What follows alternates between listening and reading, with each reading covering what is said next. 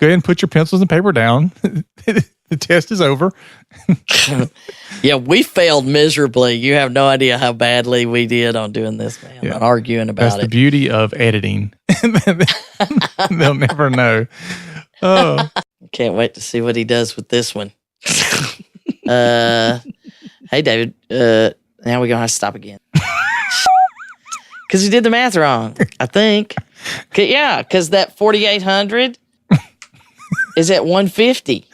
Okay, so how many days is that?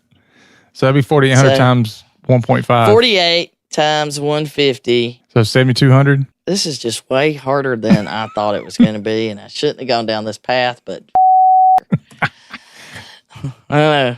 Bowen's loving this one. So we've got 48 times 150 gets us to... All right. Let's try this again. You're listening to the Help Me with HIPAA podcast, where HIPAA and humor collide to make learning fun. Your delightful hosts are Donna Grindle and David Sims. Relax. HIPAA help is on the way. Welcome to the Help Me with HIPAA podcast. My name is David Sims of HIPAA for MSPs, and joining me as always is my lovely co-host, Donna Grindle of Cardin Compliance. How's it going, Donna? Hey, listen at you giggling. That's because I know you're rolling your eyes, even though I can't see you. You're right. You're absolutely right. I know. It's just that visual in my head. I just knew you were like, what the world is he doing now? Well, I never know where we're going to go when you start off, but, No. I'm along for the ride most of the time. Are you really? I said most of the time. It's like as soon as the red light comes on and recording starts, it all just changes. I know. We can just be having a great conversation and then boing, creepy clown comes out. Hey, have you heard about the creepy clowns in South Carolina? Yeah. I thought maybe David is one of them. If I had an outfit, maybe I would. So in case you have to check the news. There are creepy clowns stalking people in the darkness in the Carolinas. So It is not funny, especially for, they are trying to get kids to go into the woods and stuff. So that's not funny, but here's the thing: is it's like the lizard man of Lee County we used to have. Everybody saw it, but nobody could find it. It's the same thing with the clowns. Everybody sees them, but nobody can find them. And I hear that the clown union is having a problem with the creepy clown thing because it's giving clowns a bad name. I mean, they even called out. They had a sighting in Charlotte the other day, and they called out the helicopters and the dogs and everything. They couldn't find anything. Well, I know that they had one that what they caught on a security camera. So that one was accounted for, but I haven't actually seen pictures of others. So yeah, and I noticed that you haven't clearly stated it wasn't you. I have not. But if there was some way I could benefit from it, I would. I know. If we could tie HIPAA compliance into clown sightings, we will do it. Well, I've cited a creepy clown, and so have most of our listeners. So let's do our HIPAA creepy stuff. Well, it is creepy because something's creeping up on us. Yeah. Speaking of creeping up, the penalties will be creeping up. The penalties will be creeping up here shortly. And this is one of those things that so far is flying so far under the radar that there's only one place in the whole of the internet that we could find it. Well, besides the Federal Register, so. Yeah. I know. But people don't typically search the Federal Register, I wouldn't think. I know. Well, I read it.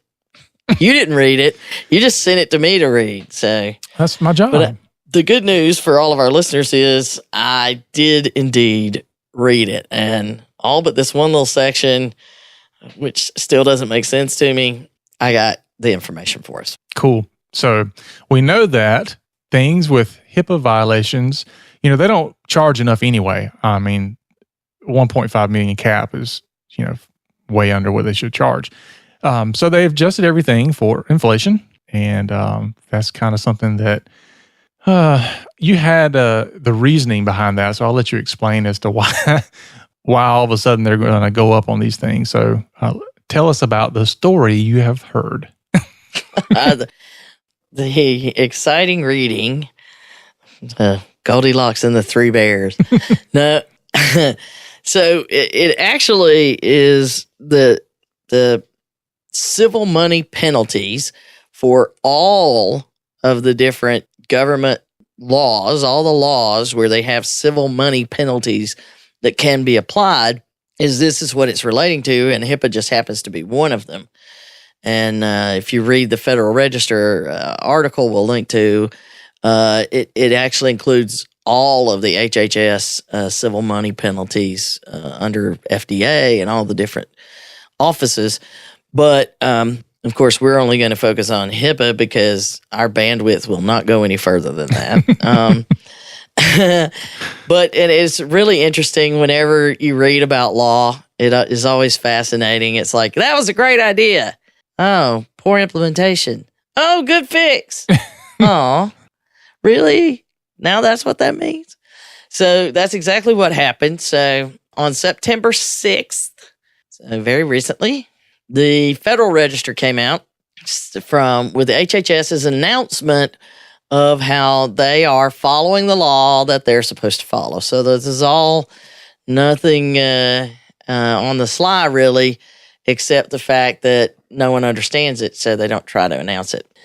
So in 1990, the Federal Civil Penalties Inflation Adjustment Act was done. So, I mean, it's been around for a long time, and it was a good concept. It said, we make these laws and we have these civil money penalties applied, and if we had a penalty in 1965 that was $100, that was a lot of money back then, or $1,000, whatever. It was a good bit of money back then. We were trying to make a point. Today, people will be like, well, I'm not going to worry about it. I'll stroke a check for that. And that's really what happened is that they lose their value, and the intent of the penalties is to create some motivation for you to follow the law. Mm-hmm. So, they thought, well, let's fix that, and we will actually start adjusting the law to the inflation rate. I think, okay, well, that makes sense. If you're going to have these penalties, at least, because otherwise you might as well not even have the law if, once they are no longer scary penalties. So they passed this law, and it was a great idea. But guess what? It had math issues. Math is everywhere. I always tell people, math's in everything. It drives people crazy, but math is everywhere. I love math. Yeah. I have a minor in mathematics. We're all made up of zero and ones, aren't we? I know. When you can do math in binary, it's just wrong, according to some people, but I like it. All right, so in the original calculations, it had a great idea, and it said, first of all, we're going to cap the adjustment. The adjustment cannot be more than 10% of the original civil money penalty. Okay? Mm-hmm. That's a great idea. Can't be more than 10%. Right. So, I'm not going to go nuts on this. So if I have, and I'm using this because it's easy numbers for me and David to work with. More so than me, I'm sure. So if I have $100 penalty, I can never raise it more than $10 at a time. Okay. Great idea, right? Right. But then I'm going to add in this other piece that because we like laws to have nice round numbers, I also have to round it up to an even number. Okay. Great idea. So my $100 penalty, I need to round it to, I think it was like the nearest 50 or nearest 100. So if I go up, my $100 penalty needs to go to at least 150 or 100. So then I can't go over 10%. I can't go over 10%, so I can't raise it. So I don't. And so I never can raise it because now it's at 100. So the next time, by the time it gets to where I could get so it's never going to work. The math's never going to work. So either someone was brilliant when they put this law together to make sure the math was never going to work, or no one ever did the math. And I'm going to go with a little bit of both. Somebody somewhere did the math and said to somebody else, but you've got to do blah, blah, blah, blah. And somebody else said, well, we're capping it at 10%. So they didn't, two sides weren't working together. That happens all the time. And most likely somebody else probably said, we won't be around when they figured it out anyway. That's right. Well, I know I have that problem in my house just making dinner. It's like, what I was making this. What are you making? So I can't imagine the accountants and the legal people getting along anyway. So yeah, around my house, it's just like, okay, you've got the cereal and you got the milk. That's all you. All them children. So anyway, they decided, well, we're going to fix this. And in 2015, they had the Federal Civil Penalties Inflation Adjustment Act Improvements. Awesome. Act of 2015. So it's the Adjustment Act Improvement Act of 2015. It is like the Federal Civil Penalties Inflation Adjustment Act Improvements Act of 2015. Boy. Yeah, we'll just call it the FCPIAAIA. Or we could just say the 2015 Act. So the idea was, okay, we're going to reset all of this because we still have the initial problem we're trying to fix.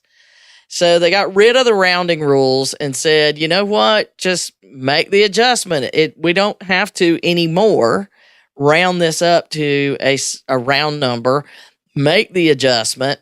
And every year by January 15th, we're going to make a inflation adjustment to the civil money penalties. Okay, so hold on.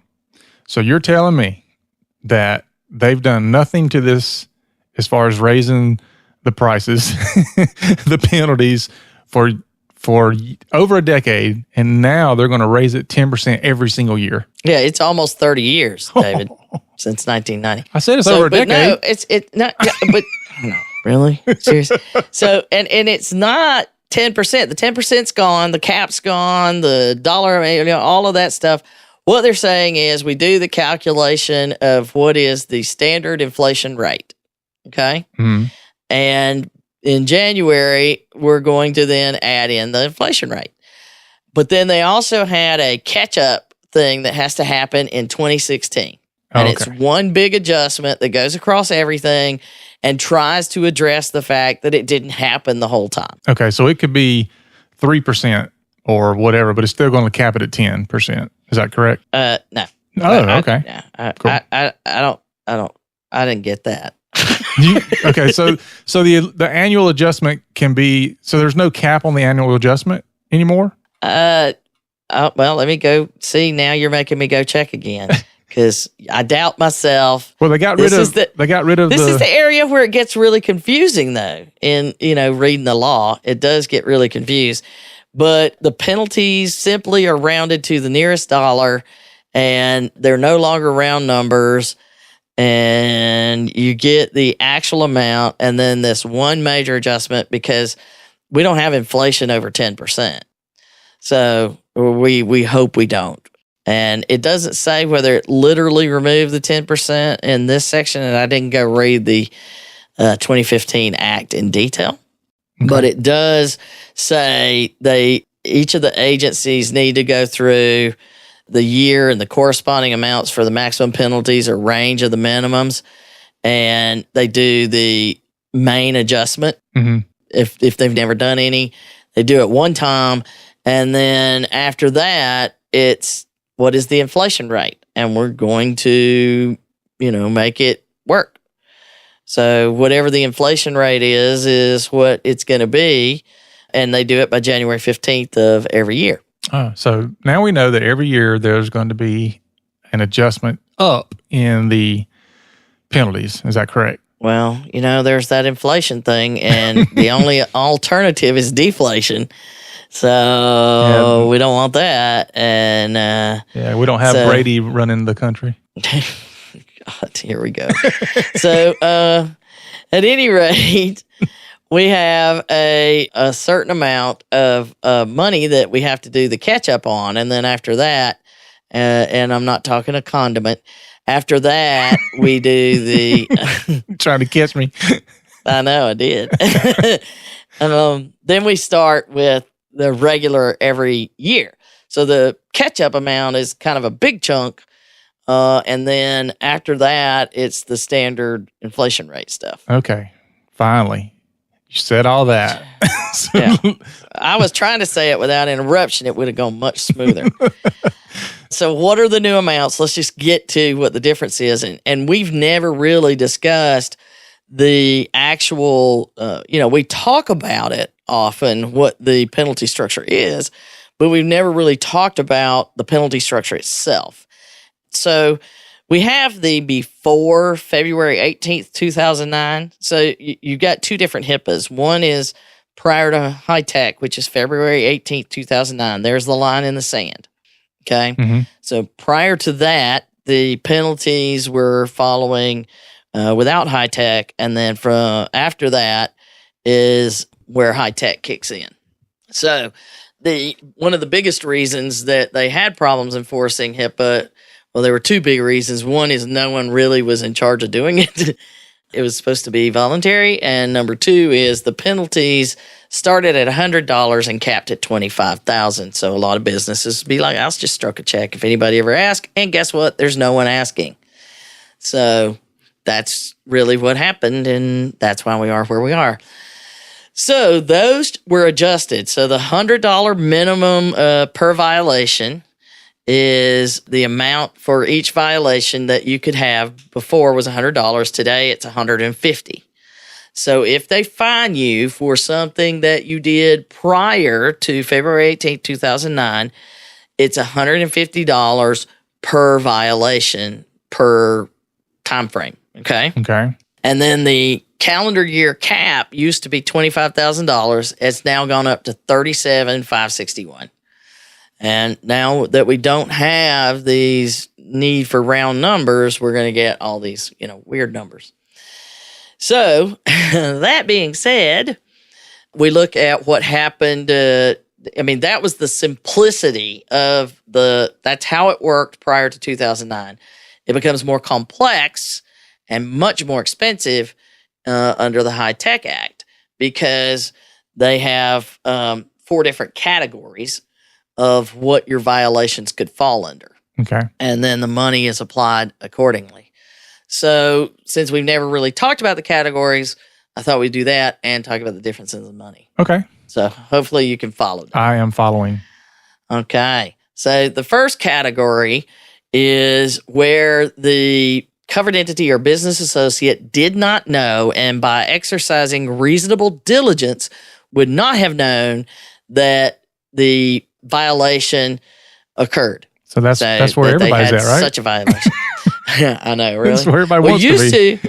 That's another thing. Is used to you could say, well, I didn't know. And they'd be like, okay, the affirmative defense worked. You can't do that anymore.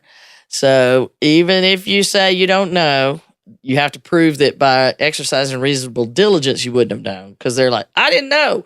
Well, you weren't even looking is not why you didn't know. That's not acceptable. That'll move you on out of this one. So this is the basic one that you really had no idea this was going on. And I don't know that they use it very often. But the low end used to be $100 for the minimum violation. It went to $110. So there's your 10%, David. Okay. And because we're only adjusting from 2009, not from 96 when they were originally set. Okay. So we go to 110, and then the max per year violation. So instead of the 25 max, it went to 50 on the new. Basically, this is the equal to what it really was before. So the $50,000 now becomes $55,000. $55,010. Don't forget the $10. Administration and fee. $10. That's right. That's the per violation max that they can charge. And then an annual cap now went from $1.5 million to $1,650,300. And that's the number we hear a lot. The 1.5 yeah, the 1.5. Yes. The 1.5 is now going up $150,300. No problem. That's a lot of money. Yeah, what is that you said? That's Consuela money. That's Consuela money. Well, I mean, when we get in a minute, way less than that is Consuela money. So you've got the annual cap that everybody talks about. Oh, they can fine you up to $1.5 million. Now it's $1.6503 million. Okay. Yeah. So that is the low end, and that's basically the same as what it was before as far as your violation. But now we added these 3 additional ones. And so the next layer, if you will, or next category is that it's established that the violation was due to reasonable cause and not willful neglect. They violated it, and you were kind of aware of it, but again, you know, it wasn't like you blew it off. You just didn't know how to fix it, kind of thing, maybe. You know, and this again is the lawyers get to decide where you fall. So don't ask me to pick that. So the top violation, the per violation minimum there is used to be $1,000, and now guess what it is, David? $1,100. How about that? That looks like a 10% right off the bat. They should have done like $1,110. Still ain't figured out how the 50,000 got to 55,000, $10. I don't know. You know, I didn't try to go back and reverse engineer it. It doesn't matter to me. This is what it is, you know? So, you know, it's the percentage is 10.02%. Okay. There you go. And then they round to a complete, a whole dollar. I don't know where we got 10.02%, but that's what they did on the later stuff. And then the early stuff was 50.245. So there you go. Yeah. So now you go do that math, David. Yeah, that's okay. All right. So now you got the, hey, we should have known better and we didn't know how to fix it. And we just basically screwed the pooch is all it is. We're not saying HIPAA schmippa, but at the same time, we didn't do what we're supposed to do. So that means that the $1,000 per violation now goes up to $1,100. It has the same, that's the minimum they can charge you when they decide you fall in this category. The least amount they can charge you for a violation is $1,100 per time period. Mm-hmm. So then the max is still the 5510 and the 1.6503. That stays on this one. And then the next one up says, okay, you did say HIPAA schmippa, and then you realized you were in a bind when something happened and you fixed it within 30 days. So in that case, you knew you were willful neglect. You chose not to do this stuff. And then when you realized what's happening, you started fixing it within 30 days. So then they give you a little bit of break because you did at least respond. And that category, the original minimum per violation was $10,000. And that jumped up to $11,002. I love that. $2. Yep. $11,002. Now, what's interesting is, that minimum is what changes between the lowest level and the next two level. In all of them, it's just the minimum that's changing. So the least they can charge you if they find willful neglect is $11,002. That's their minimum penalty. Okay. Now, again, that's per violation and over a time period. So you still have the 5510, the 1.6, blah, blah, blah. But then we get to the real HIPAA schmippa people. Yeah, the willful neglect. Yeah, and it's the one we tell everybody, you just do not want to be there. The willful neglect, and then you just say, well, you know what? I can only do what I'm going to do, and I'm not going to fix it. They're not going to come after me. Yeah. I'm just too small. One doctor. I'm small. I'm just a one doctor. I'm not going to do anything. So those people, once they find, and the law did change a bit so that they said once they found, if they decide through their investigation that you fall into this category, they don't have to negotiate with you at all. They can just give you the civil money penalty and say, here's what you have to do. And if you don't want to pay it, take me to court. The other three are all the settlements we're seeing now. The settlements we see now are the ones that say, hey, you did willful neglect, but then you try to fix it, or it's a basic violation, or you should have known, you didn't know, whatever. This category, so far, there's only one that's gone this far, and that's Lincare, who insisted they didn't need to do this and that this didn't apply to them. And even then, I don't think they really went to willful neglect. They found it as willful neglect but corrected. Mm-hmm. So the law says that the least they can charge you if they find this was $50,000. That's now gone up to 55,010, which is the violation max for all the others. So if they find you in this category, they have to fine you at least $55,000. And David will toss in the 10. So then per violation max now goes up to that 1.5 and 1.65, which is what it now is. Mm-hmm. So that's what the cap is now. You have a minimum, you have a cap. You don't have anything in between. On the other one, they can decide that they're just going to give you a 1.5 million for that whole, or 1.6503 for that whole year. Boom, that year. Boom, it's done. Because that's our max per violation. I don't have to cap it. I can just go right to that per violation. So that gets expensive. Yeah. You know, and that difference, $150,300. So the difference is as little as $10 and as much as $153. So that's pretty substantial in a lot of ways. And you know, like you said, nobody's really talking about it. And the penalties apply to any violation that occurred after November 2nd, 2015, whose penalties are assessed after August 1st, 2016. So if your breach or your investigation, the violation occurred after November of 2015, so, you know, we had a burst there at the end of the year of things reported, and you haven't resolved it yet, you're subject to these new numbers. Okay. And so everything going forward, and they have no updates on it. So, and a lot of people have these numbers are in their policies and procedures. They're going to need to be updated. So make sure you go through and update your policies and procedures. It may be like in your breach response plan so that it's really easy to reference what the costs and stuff like that would be. So then you and I reviewed how could we really see what that difference would be. Mm-hmm. And that required math. So instead of us doing it live, or at least in recorded live, we did it before we started recording because we knew that was going to take us some time. Yeah. Mostly because we have to argue. You think that we argue just because we're on here, but no, that's really us. We really just record what we normally say. So No, we don't. We pulled the what? No, we don't.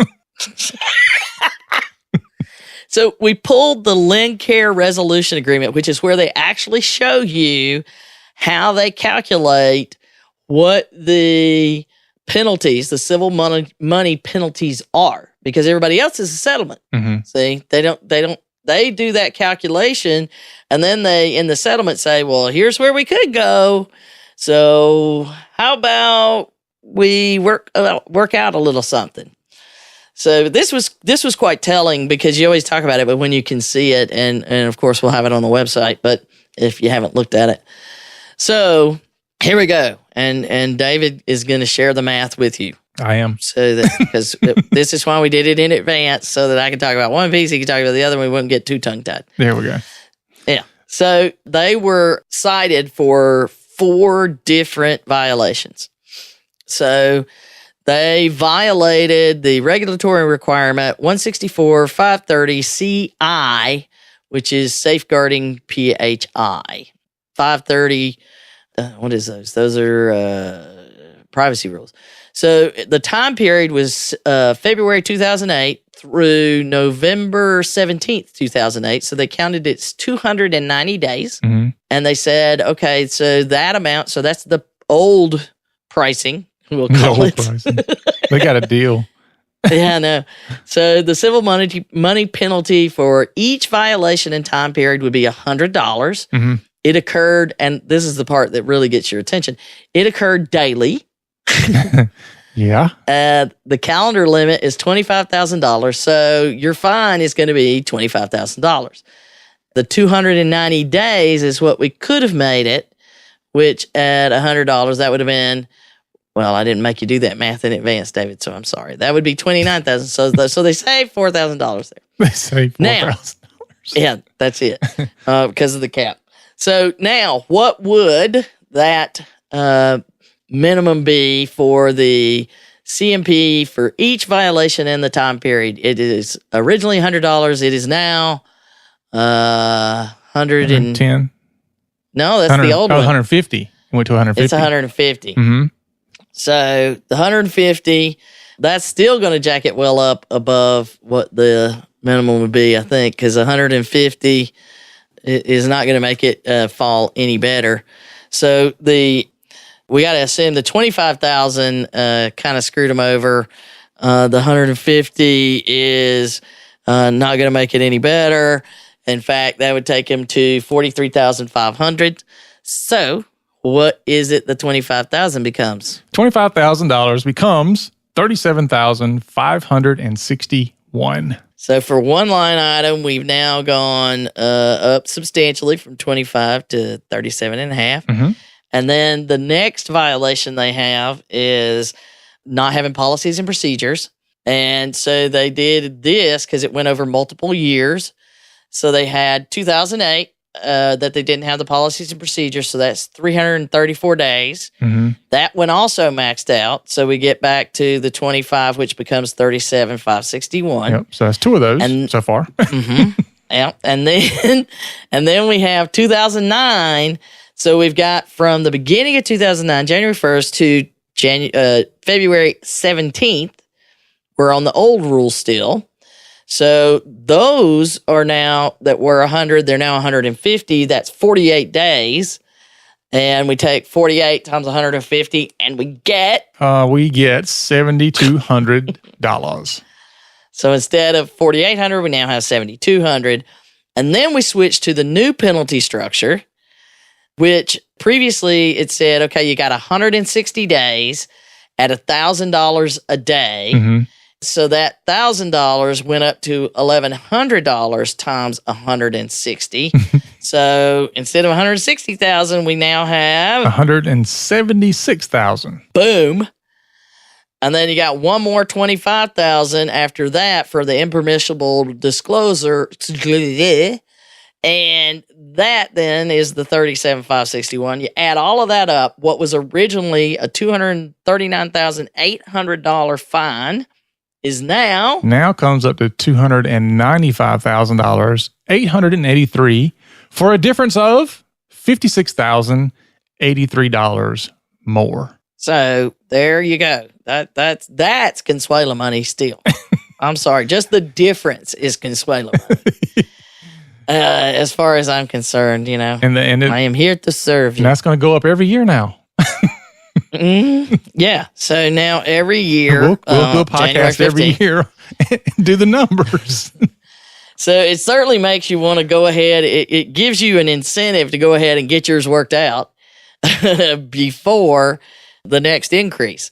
So I guess that does help OCR in several ways, but it addresses the issues with inflation and keeping the numbers where they actually matter. Mm-hmm. And now, instead of saying they could fine you $1.5 million, we have to say 1.6503. We'll just say 1.65. But it also is telling to look at how they calculated that for Lincare and how it would apply. $56,000 is a substantial difference, but more importantly is they are literally calculating these numbers to the number of days, and then these reflected the minimum violation. They didn't reflect the maximum. Mm-hmm. And I'm not even going to attempt to have us do the math at the maximum because it was horrible getting us through this anyway. So, but it would be a lot. Right. Is all we'll say. So probably want to go check your insurance policies. I know, right? Yeah, that's another thing to make note of is what are the insurance, the people that cover cybersecurity, they've got to start paying attention to how much this changes as well.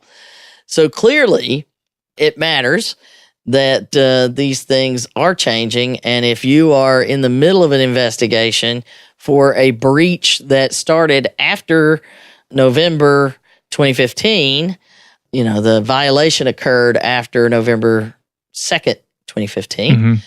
You hadn't resolved it yet, or we would have seen it in the news. You might want to rush it up. Yeah. Pick it up because it's going up again in January. That's all we can say. So these only covered up to 2016. They went into effect August 1st. So, and it's a done deal. There's no reason to, they made a point of saying, there's no reason to have comment. We're just following the law.